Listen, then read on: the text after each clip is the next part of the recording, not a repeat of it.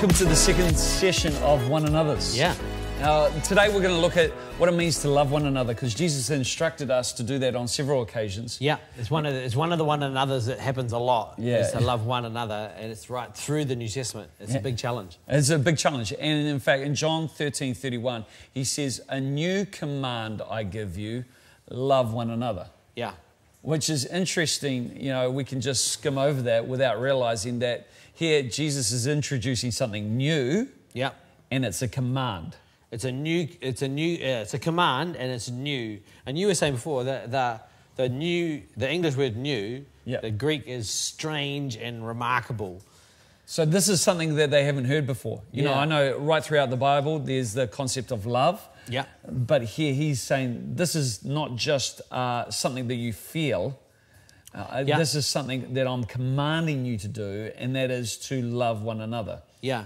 Which differs from society. Yeah. Yeah, and I think for me it's quite encouraging, because Jesus understands that this is strange for us. Yeah. You know, it's actually a strange way to live. It's a remarkable way to live. It's not like our natural human way of doing things. Like normally it's if you scratch my back, I'll scratch yours. You know, if you help me, I'll help you. That's the sort of more of the human nature type of thing. And Jesus is saying, no, there's a new way, or there's a strange way to live, which is a remarkable way to live, whereas you love one another. And then he goes on and says that you love one another as I have loved you. So he set the model for it. Yeah, he set a shape, which is it's not it's a 100% deal, the way Jesus has loved us. You know, he's come from heaven, born as a baby, and dies in our place. Yeah. You know, so there's this self-sacrifice, there's this transcendent power of love that we think, okay, how do we then, think about our little one-off personal life? Yeah.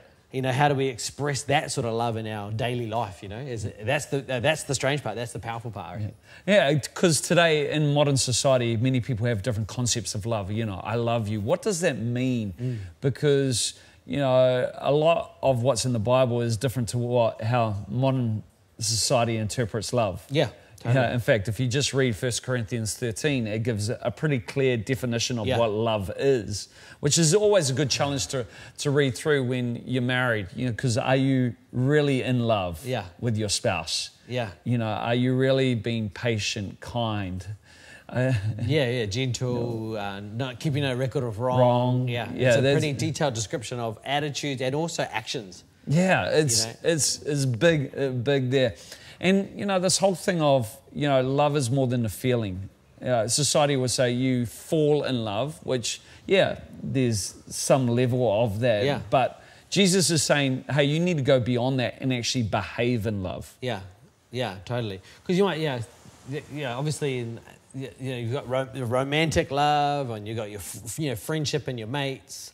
And you've got, just camaraderie and all that sort of stuff in a team. But the love that Jesus is talking about is a self-sacrificing love that's for the benefit of other people. Yeah. It's not just in that romantic space or just with your friends, but it's a way of actually engaging with the world around you, which I think is really powerful. Yeah. I jog a little bit, and now that everyone's jogging with headphones, which is very dangerous if you're crossing the street. But everyone's jogging with headphones, so nearly no one says hello. Yeah. So you don't say hello. But if you can think about life, where if you go through your whole life where you wait for someone else to say hello before you say hello, you wait for someone else to show kindness before you show kindness, then you're living your whole life on the back foot. Yeah. You're living in a world where everyone else decides whether it's a kind world or a friendly world. But if you live a life on a front foot where you say, I'm going to love. So you become one of those people, like some of my friends, you start the conversation and you engage with people around you. You initiate, Those people live in a world that's full of love because they've decided that they're going to love one another. They're going to love others, and they actually live a different experience than me, because if I'm waiting for someone else to love me, then someone else decides whether it's a loving world. Yeah. But people who are on the front foot, like Jesus commands, living in this strange way, actually change the world that they live in a real, measurable way. Yeah. Like a real dynamic way, not even mystically, just in a real way. Yeah. And it's simply a decision. I'm going to decide to do this. Yeah. And what Jesus was doing just in this single command was he was dismantling the tit for tat approach to love. Yeah, totally. It's not love I'm going to love you according to how you love me. Yeah. No, he was saying, no, I want you to love one another according to how I have loved you. Yeah.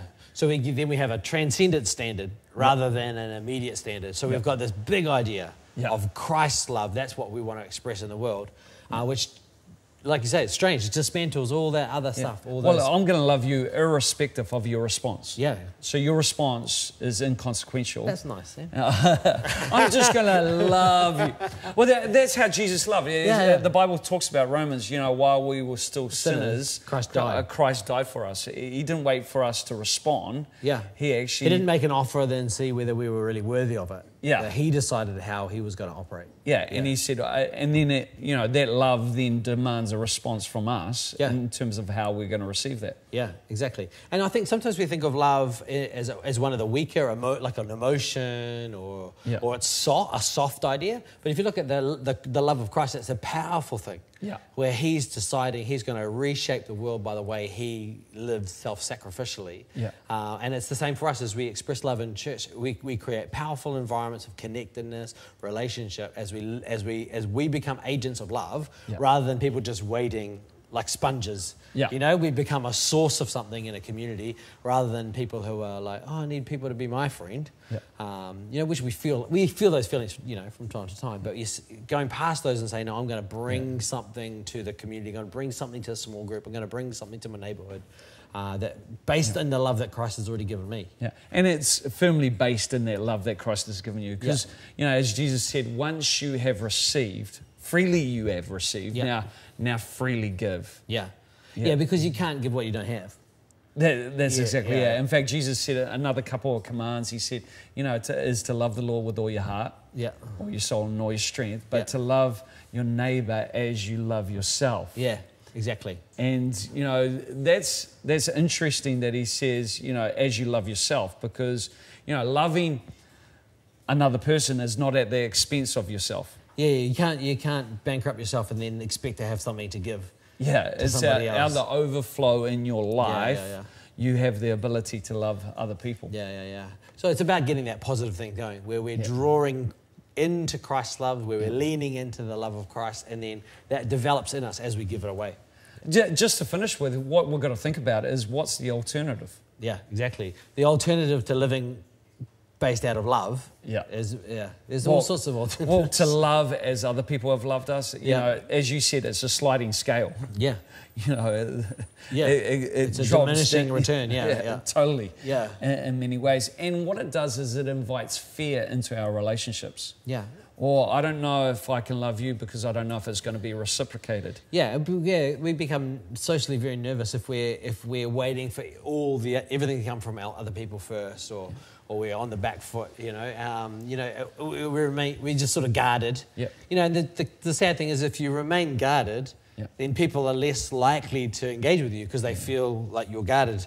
And so you really shape the world out of your own approach to it. And so the power of Jesus' command is that we really do shape the world we live in by our own attitude and our own actions in it. Yeah, we all desire deeper relationships, and I believe that comes from the place of understanding that vulnerability and opportunity walk hand in hand. Yeah, that's good. Many people want the opportunity, but they don't want to make themselves vulnerable. It's true. Yeah, it's good. And Christ made himself extremely vulnerable. Yeah. This almighty, omnipotent, omnipresent God came as a human. Talk about making himself vulnerable, where he actually became his creation. Yeah.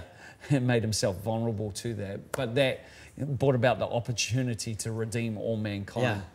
And, it's the same in every relationship. You want to go to deeper levels in your relationship. It starts by, going to a new level of vulnerability. Yeah.